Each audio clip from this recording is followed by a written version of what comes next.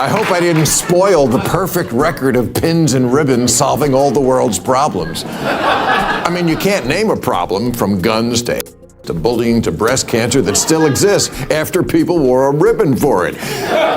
Except all of them. You posers. 3 years ago, everybody was all into Ukrainian flags. What happened to that? Another cause tossed into the junk drawer with yesterday's choke collar? Get out of here with your virtue-signaling body ornaments. They're just crucifixes for liberals. Let's be real for a second. Nothing screams, "I'm making a difference," quite like a tiny piece of metal pinned to a tuxedo while you're sipping champagne on a red carpet. Yeah, that's the world we're living in. Awards season rolls around, cameras start flashing, and suddenly everyone's a passionate activist, right up until the next trending cause replaces the last one. And if you're already rolling your eyes, do me a favor, hit like, subscribe, and drop a comment early so the algorithm knows you're here for the chaos, because this one's going to get spicy. So the Golden Globes came and went. And once again, politics didn't just show up. It basically grabbed the mic, shoved the winners aside, and made itself the main character. Celebrities were out there rocking pins like they were superhero badges, trying to broadcast, "Look at me, I care." And look, I'm not saying caring is bad. I'm not saying people shouldn't have opinions. I'm not saying they can't speak. I'm saying we've reached a point where the performance of caring has completely replaced the inconvenient, boring, unglamorous part of doing literally anything that changes reality. And then you've got Bill Maher. Love him, hate him, get annoyed by him, whatever. You can't say the man doesn't lean into the third rail like it owes him money. While everybody else is playing along with the red carpet activism script, Ma basically goes, "Yeah, no." A reporter asks him why he isn't wearing a lapel pin for the latest outrage of the week. And he's like, "The thing that happened was terrible, but I don't need to wear jewelry to prove I have a brain and a pulse." As we're now right in the middle of awards season here in Hollywood, how about everybody drop the politics for a couple of hours and just enjoy these happy, dopey celebrations of show business? You know, I was up for a Golden Globe this month and... Oh, thank you. Please. I'll put it with the 33 Emmys I lost. That's a real number. And walking in, some reporter asked me why I wasn't wearing a lapel pin for the first Minneapolis shooting a couple of weeks ago, and I said, well, it was a terrible thing that happened, and it shouldn't have happened, and if they didn't act like such thugs, it wouldn't have had to happen, but I don't need to wear a pin about it. Now, please understand, I had no idea this question was coming, and so tonight, I'd like to say that if I had the chance to think about it, my answer would be exactly the same. And that's where people lose their minds, right? Because the modern rule is if you don't wear the symbol, you must be against the cause. That's how shallow the conversation has gotten. It's not do you care? It's did you post? Did you pin? Did you say the slogan? Did you perform the ritual? And if you didn't, you're treated like you kicked a puppy on live television. Mars's point, under all the sarcasm and the eye-rolling, is pretty simple. Moral seriousness is not a fashion accessory. A pen doesn't stop violence. A ribbon doesn't cure disease. A hashtag doesn't fix policy. A stand with graphics doesn't feed families. And yet we keep acting like the world runs on vibes and symbols. Like if enough famous people wear the right little badge, the universe will go, "Oh wow, okay, problem solved. My bad." Bad. But then I'll be out to dinner, and the waiter will come over and say, "Big fan, Bill, stay strong." About what? And then when I see what it is, I'm like, holy, this is what you people are so worked up about? According to the internet, what I did with my comments at the Globes was laugh, scoff, mock, take a dig at, and refuse to join Golden Globes activism.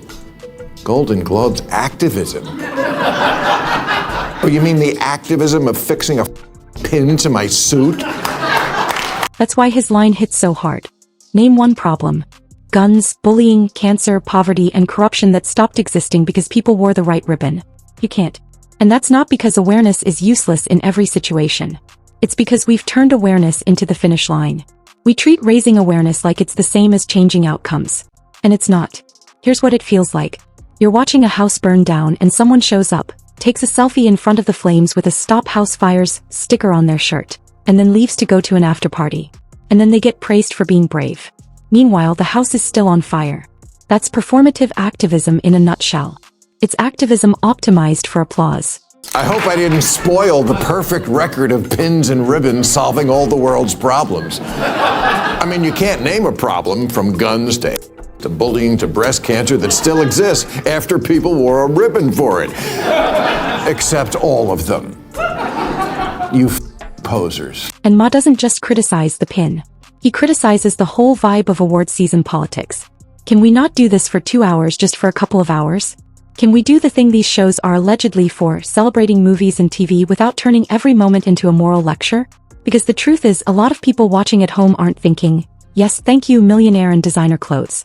I needed your wisdom. They're thinking, bro, I can't afford groceries. My rent just went up. My car needs repairs. Why are you lecturing me? That's the disconnect. That's the whole issue. Celebrities live in a different universe. Not that they're richer than me. Different. I mean fundamentally different.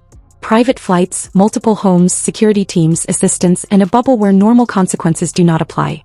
And then they step onto a stage and talk like they're the moral voice of the people, like they're doing community organizing between Pilates and a perfume launch. And before somebody jumps in with their citizens too. Yes, they absolutely are. They can speak. Nobody's saying they can't. Mars's argument is more like, you can speak but don't act shocked when people don't take you seriously. Because being talented isn't the same as being informed. Being famous isn't the same as being wise. Being admired isn't the same as being trusted. And it's not even just that they're out of touch. It's that their activism is usually risk-free. Congratulations for raising awareness. The awareness you really care about, which is how wonderful you are. Ricky Gervais once told the award show crowd, "Don't use it as a platform to make a political speech. You're in no position to lecture the public about anything. You know nothing about the real world."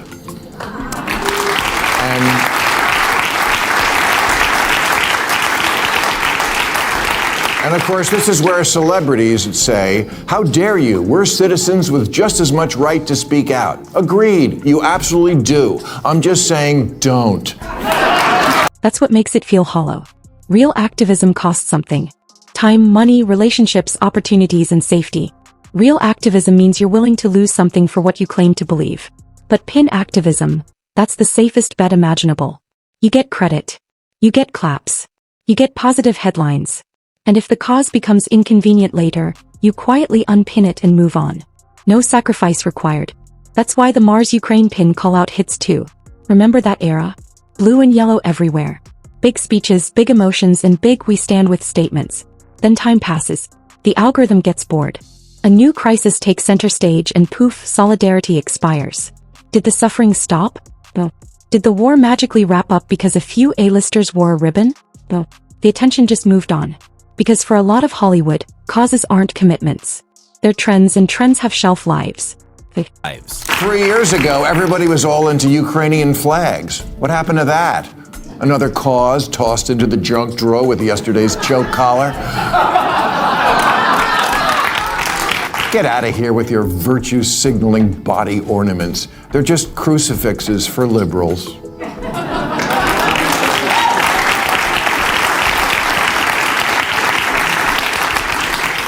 Because every time I see one, I think, Jesus Christ. That's the part people don't want to admit. Celebrity activism often follows attention, not principle. It's not what matters most. It's what's in the spotlight. And the spotlight is a ruthless little beast. It demands novelty. It demands constant switching. It rewards whatever gets clicks. Which is why 1 month everyone is posting black squares. The next month everyone is posting flags. The next month everyone is posting, protect this, then ban that, then stand with this, then boycott that. And by next year they don't even remember what they were outraged about. So when Ma calls them posers, it sounds harsh, but you can feel why he's saying it, because at a certain point people are exhausted. Not exhausted by empathy, exhausted by the performance of empathy, the ritual, the same recycled speeches, the same stage seriousness, the same, I'm brave for saying the obvious in a room where everyone agrees with me energy. And here's where it gets messy, because the issues themselves often are messy.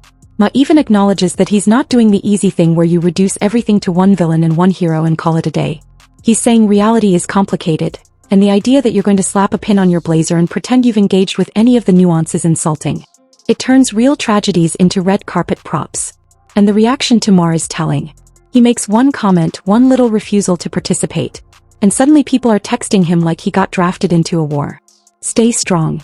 We support you. And he's like, Support me about what? That's hilarious, but it's also kind of bleak. Yes, the same. Ice, thugs, pins, stupid. I'm with me on this one. So no need to keep sending supporting text. Yeah, you know how I hear about whatever my latest scandal is? I open my phone and there's a dozen texts. I support you. Great, I assumed you did. About what? What are we talking about? I'm sorry, I don't get my gossip from the internet like most people. I get it old school from the girls at the nail salon. Because it shows how online culture turns everything into a moral emergency. Every comment becomes a scandal. Every disagreement becomes a battle. And half the time the people freaking out don't even know what happened. They just know they're supposed to be mad.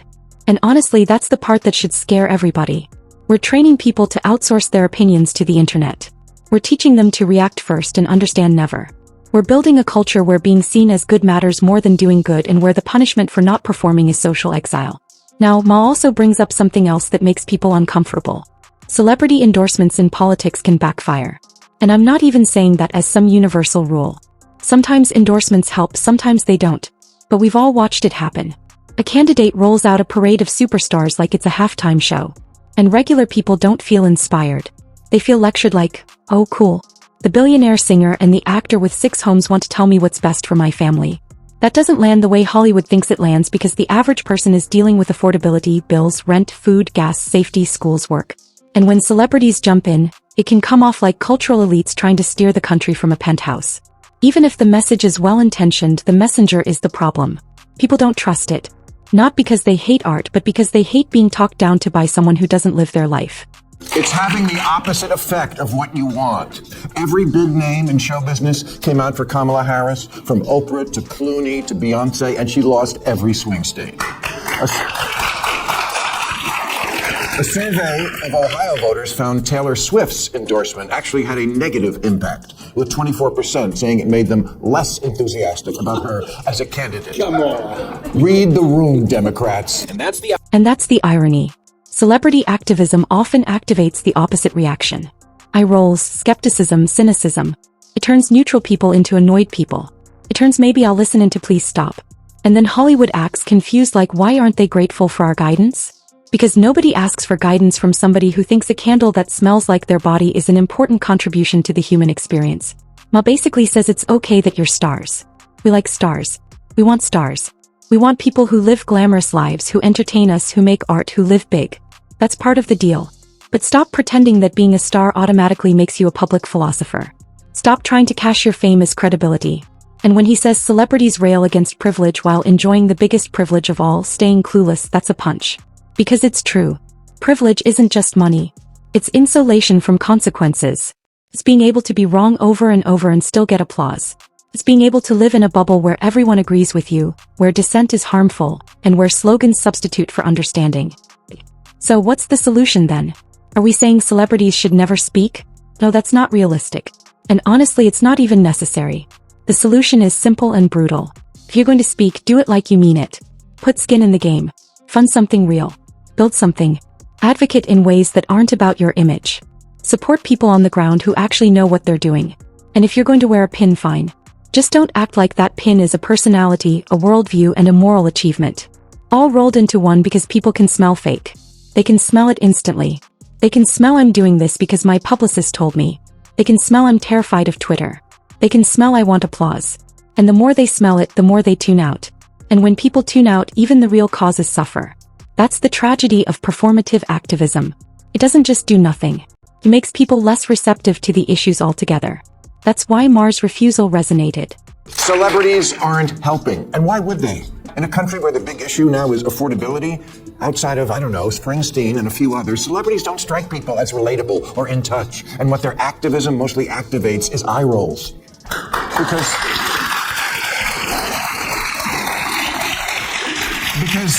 stars, they're not just like us. They're just not. They fly private. They have 5 houses all over the world. They give their kids ridiculous names.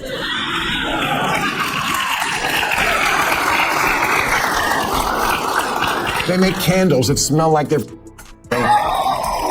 Not because everyone agrees with every word he says, but because it felt like a rare moment of honesty in a room full of choreography. He didn't play the game. He didn't recite the script. He didn't pretend a pin was bravery. He basically said, if you care, prove it with substance, not accessories. And that's where I land on this. I'm exhausted by the pageantry of politics as fashion. I'm exhausted by the ritual of symbolic gestures being treated like heroism. I'm exhausted by rich people performing moral purity while the rest of the country is trying to survive. And I think a lot of you are too. Please, it's okay. You're stars. We like you for who you are. Insulated divas whose talent allows you to pig out on the finer things in life because we all need something to aspire to.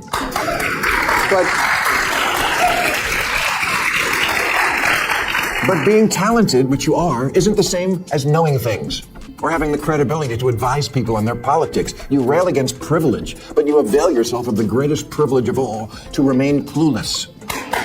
So here's my question for you. Honestly, do you think celebrity activism helps, hurts, or just makes everybody more cynical? And what would real commitment look like to you? Because I'll tell you what it looks like to me. Long-term unsexy work. Writing checks when cameras aren't around. Showing up when it's not trending. Taking heat when your own crowd turns on you. That's commitment. That's when I believe you. Until then, spare me the pin sermon. Spare me the red carpet righteousness. Spare me the look at how compassionate I am costume jewelry. If you want to change the world, cool. Sure, try. And if you just want to look good while pretending, at least don't demand a standing ovation for it. And if you made it this far, you already know what to do. Like the video, subscribe, and comment your take below because I genuinely want to know where you stand on this. Are you team pins are pointless or team symbols matter? And either way, tell me what you think is the line between awareness and performance. I'll see you in the next one.